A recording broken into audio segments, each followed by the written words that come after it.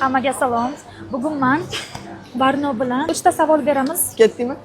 Birinchi ko'rganingda meni yoqimli deb o'ylaganmisan yoki sal g'alatiroq? Rostni aytaymi?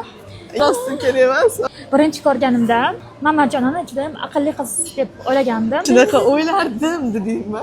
Birinchi taassurotim ijobiy. Qanaqa edi? Ijobiy. Ijobiy.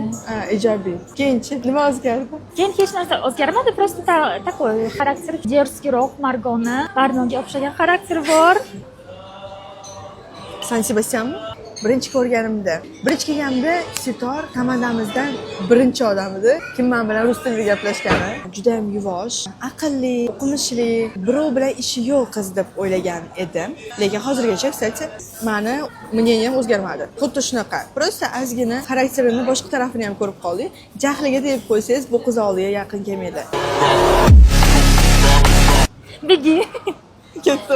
Qoch. Meni birinchi ko'rganingda kimga o'xshatgansan?